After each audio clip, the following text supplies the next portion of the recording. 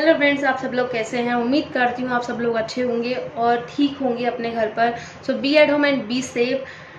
Friends, स्वागत करती हूँ मैं आप सब लोगों का आपके अपने यूट्यूब चैनल पर जिसका नेम है बंसल एजुकेशन हब। एंड अगर अभी तक आपने मेरे चैनल को सब्सक्राइब नहीं करा है तो फटाफट से सब्सक्राइब कर दो और साथ ही साथ बेल आइकन को भी प्रेस कर देना ताकि मेरे आगे आने वाली वीडियोज़ की नोटिफिकेशंस जो है आपको मिलती रहे। एंड फ्रेंड्स, अगर आपने मेरी इस वीडियो को लाइक नहीं करा है, शेयर नहीं करा तो फटाफट से लाइक कर दो और साथ ही साथ शेयर कर दो अपने फ्रेंड्स में, व्हाट्सएप पर, फेसबुक पर, जितने भी आपके फ्रेंड्स हैं सबको शेयर कर दो ताकि आपकी जो फ्रेंड्स हैं उनको भी इस वीडियो का बेनिफिट मिले। सो फ्रेंड्स, एक बात और, थैंक यू वेरी मच। आज मैंने अपने व्यूअर्स जो हैं 1000 कंप्लीट कर लिए हैं। ये सब आपके सपोर्ट की वजह से हुआ है। साथ ही साथ मेरा टारगेट है कि आप 100 सब्सक्राइबर्स ज़रूर कर देंगे मेरे।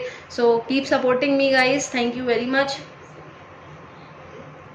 तो आज की वीडियो को स्टार्ट करते हैं बिना किसी देरी के। सो फ्रेंड्स, हमने अपनी लास्ट वीडियो में डिस्कस करा था, क्लास 11th के लिए ये वीडियो है, तो हमने अपनी लास्ट वीडियो में डिस्कस करा था कि कॉमर्स बेसिकली क्या होती है। तो मैंने आपको बताया था कि commerce refers to all those activities which helps directly और indirectly in the distribution of goods and services to the ultimate consumer. यानी कि डिस्ट्रीब्यूशन ऑफ गुड्स में हेल्प करती हैं, गुड्स को डिस्ट्रीब्यूट करने में हेल्प करती हैं, चाहे वो डायरेक्टली करें चाहे वो इनडायरेक्टली करें। वो क्या होती है? कॉमर्स। ठीक है, वो जितनी भी एक्टिविटीज़ आती हैं वो किसके अंदर आती हैं? कॉमर्स के अंदर।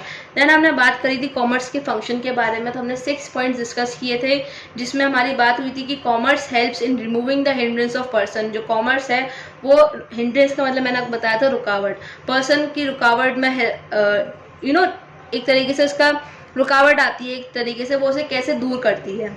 तो देखो कैसे करती है, ट्रेड सेगमेंट से। मैंने बताया था जहाँ पर प्रोड्यूसर्स और कंज्यूमर्स हैं वो अलग अलग एक ग्रुप है पीपल का, वो लोग एक दूसरे से लिंक नहीं होते, तो इन दोनों को लिंक करने वाले कौन होते हैं? ट्रेडर्स होते हैं।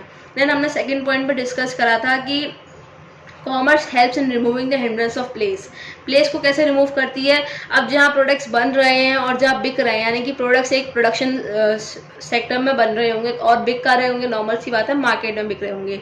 तो इसमें क्या है, अब वो लोग खुद प्रोडक्शन सेक्टर वाले जो वर्कर्स हैं वो खुद आके मार्केट में तो बेचेंगे नहीं, वहाँ का जो डिस्टेंस है वो कवर भी तो करना है। तो वो कवर कौन करता है? ट्रांसपोर्टेशन सेगमेंट कवर अप करता है। देन हमने बात कही थी commerce helps in removing the hindrance of time. तो इसमें मैंने आपको बताया था कि जो गुड्स हैं उनका प्रोडक्शन और कंजप्शन के बीच में एक टाइम गैप होता है जिसको कौन कम अप करता है? Warehousing. अब आप जब आपके प्रोडक्ट्स ऐसे हैं जहां आपको प्रोडक्शन जल्दी हो रहा है या प्रोडक्शन पहले हो रहा है, एक पर्टिकुलर सीजन में हो रहा है, लेकिन वो किसी एक पर्टिकुलर दूसरे सीजन में यूज हो रहे हैं, यानी कि प्रोडक्शन और कंजप्शन में क्या है? एक टाइम गैप है। तो आपको अपने प्रोडक्ट्स को सेव करके, प्रिजर्व करके भी तो रखना, तो आप कहाँ रखेंगे? वेयर हाउसिंग में रखेंगे। देन हमने 4th पॉइंट के बारे में बात करी, that is commerce helps in removing the hindrance of exchange. Exchange के बारे में बात करी थी, या मनी की बात हो रही है।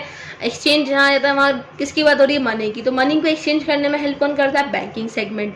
ठीक है, जो हमारा 5th पॉइंट था उसमें था हमारा commerce help in removing the hindrance of risk को रिमूव करने के लिए। अब रिस्क जहाँ बात आ जाती है तो बहुत नॉर्मल सी बात है, वहाँ रिस्क को कौन रिमूव करेगा? Insurance companies. तो यहाँ पे क्या आ गया हमारा? Insurance segment. Then commerce helps in removing the hindrance of knowledge. अब आपके प्रोडक्ट्स जो लॉन्च हो रहे हैं उसकी नॉलेज कंज्यूमर को होनी चाहिए, तो वो कौन रिमूव करती है? एडवर्टाइजमेंट। थ्रू एडवर्टाइजमेंट आप कंज्यूमर्स को बता सकते हैं कि आपने क्या क्या नए नए प्रोडक्ट्स को लॉन्च करा है और कैसे कैसे लॉन्च करा है, कितने आपके नए प्रोडक्ट्स हैं। ठीक है, तो बेसिकली ये थे हमारे फंक्शंस। एक छोटा सा रिकैप था मेरे लास्ट वीडियो के बारे में। तो आज की वीडियो को स्टार्ट करते हैं, जो कि है क्लासिफिकेशन ऑफ कॉमर्स। कॉमर्स को हमने 2 पार्ट्स में डिवाइड करा हुआ है। तो पहला पार्ट था हमारा ट्रेड और दूसरा है एड्स टू ट्रेड। ठीक है, देन ट्रेड को भी हमने 2 पार्ट्स में अगेन डिवाइड करा है। तो आज हम ट्रेड के बारे में पढ़ेंगे, एड्स टू ट्रेड हम लोग अगली वीडियो में लेंगे। तो आज हम लोग केवल ट्रेड के बारे में पढ़ते हैं। तो हमारा पॉइंट क्या है? इंटरनल ट्रेड और एक्सटर्नल ट्रेड। हम लोग इसमें 2 पॉइंट्स पढ़ेंगे, इंटरनल और एक्सटर्नल ट्रेड के बारे में जानेंगे। तो फ्रेंड्स, सबसे पहले जानते हैं कि ट्रेड होता क्या है।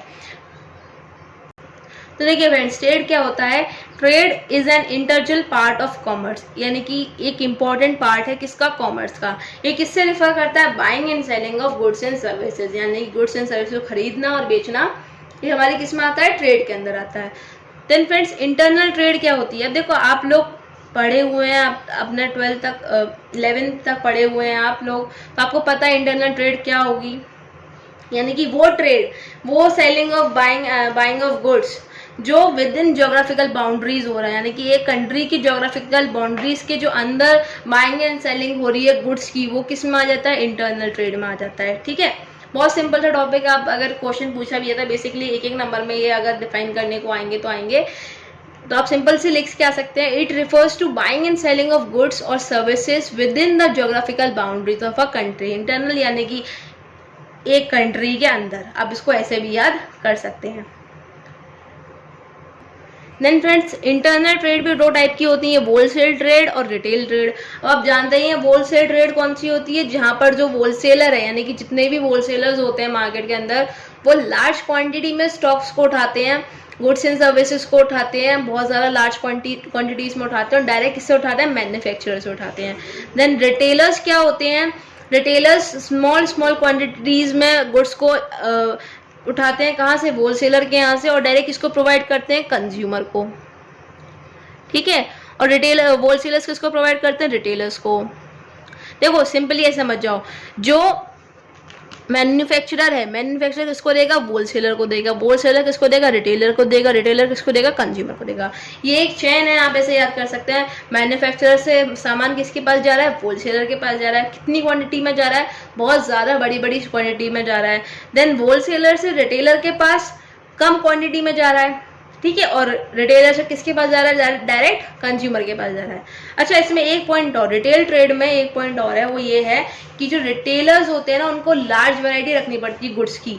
होलसेलर के पास आपको केवल एक ही टाइप की वैरायटी मिलेगी गुड्स की, लेकिन रिटेलर के पास काफ़ी ज़्यादा वैरायटीज मिल जाती हैं आपको सामान की। ठीक है, देन हम बात करते हैं एक्सटर्नल ट्रेड के बारे में। अब देखिए एक्सटर्नल ट्रेड क्या होता है, बहुत सिंपल सी मीनिंग है। इंटरनल ट्रेड वो जो जियोग्राफिकल बाउंड्रीज यानी कि कंट्री की जियोग्राफिकल बाउंड्रीज के अंदर हो रहा है। एक्सटर्नल ट्रेड वो जो यानी कि वो ट्रेड जो ज्योग्राफिकल बाउंड्रीज के, एक कंट्री की ज्योग्राफिकल बाउंड्रीज के बाहर हो रही हो। तो आप सिंपल से इसे डिफाइन कर सकते हैं, it refers to buying and selling of goods and services beyond the geographical limits of the country. जो ज्योग्राफिकल लिमिट्स के बाहर हो रही है, कंट्री की ज्योग्राफिकल लिमिट्स की जो ट्रेड बाहर हो रही है, उसको क्या बोलेंगे हम, एक्सटर्नल ट्रेड। अब देखो एक्सटर्नल ट्रेड को हमने 3 फर्दर पार्ट्स में डिवाइड करा हुआ, दैट इज एक्सपोर्ट, इंपोर्ट और एंट्री पोर्ट। अभी तक आपने एक्सपोर्ट के बारे में पढ़ा होगा, इंपोर्ट के बारे में पढ़ा होगा, पर एंट्री पोर्ट के बारे में आपने नहीं पढ़ा होगा। एक्सपोर्ट सिंपली वो होता है जब हम गुड्स एंड सर्विसेज को क्या कर रहे हैं, सेल कर रहे हैं दूसरी फॉरेन कंट्रीज को, वो क्या हो गया हमारा एक्सपोर्ट। इंपोर्ट जब हम उनसे कुछ खरीद रहे हैं, बाय कर रहे हैं दूसरी फॉरेन कंट्रीज के, वो क्या हो गया इंपोर्ट। एंट्री पोर्ट फ्रेंड्स क्या होता है, तो देखिए एंट्री पोर्ट वो होता है जब हम दूसरी कंट्री से सामान को क्या करें, इंपोर्ट करें, क्या करें, इंपोर्ट करें, लेकिन खुद के कंजप्शन के लिए नहीं, वापस दूसरी कंट्री को एक्सपोर्ट करने के लिए। क्या करने के लिए, एक्सपोर्ट करने के लिए। हम सामान को दूसरी कंट्री से इंपोर्ट तो कर रहे हैं, लेकिन खुद की कंट्री के कंजम्पशन के लिए नहीं कर रहे, उसी सामान को वापस बेच रहे हैं, किसको, दूसरी कंट्रीज को, उसको सामान को एक्सपोर्ट कर रहे हैं दूसरी कंट्रीज को, वो हमारी क्या होती है, एंट्री पोर्ट। तो ये टॉपिक हो गया होगा आपको क्लियर, एंट्री पोर्ट क्या होता है, यानी कि हम दूसरे कंट्री से सामान खरीद रहे हैं, लेकिन हम उसे कंज्यूम नहीं कर रहे हैं, वापस उसे क्या कर रहे हैं, एक्सपोर्ट कर दे रहे हैं। तो फ्रेंड्स यहाँ तक का टॉपिक हमारा कंप्लीट हो गया ट्रेड का। देन हम सेकंड क्लासिफिकेशन पढ़ते हैं कॉमर्स की, जो थी हमारी एड्स टू ट्रेड। ठीक है, तो ये देखिए क्या होता है, the activities which helps in smooth flow of trade, यानी कि ट्रेड में भी काफ़ी सारी प्रॉब्लम्स आती होंगी, हिंड्रेंसेस आते होंगे।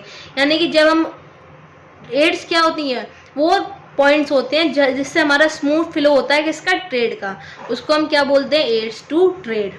अब देखो कॉमन एड्स टू ट्रेड क्या है, एडवर्टाइजमेंट कर रही हो, warehousing, insurance, transportation and communication, banking and finance. ये जैसे मैंने आपको बताया, ये सब हिंड्रेंस को रिमूव करती है। कौन कौन सी हिंड्रेंस को रिमूव करती है, मैंने आपको वो बताया। तो ये एक तरीके से ट्रेड की हिंड्रेंसेज हैं को रिमूव करती हैं। तो एड्स टू ट्रेड बहुत सिंपल टॉपिक है, छोटा सा टॉपिक है और यहाँ पे खत्म होता है। सो फ्रेंड्स आज के लिए इतना ही। हम लोग अपनी आगे की वीडियो में देखेंगे कि बिजनेस रिस्क क्या होता है, उसके बारे में पढ़ेंगे। So thank you.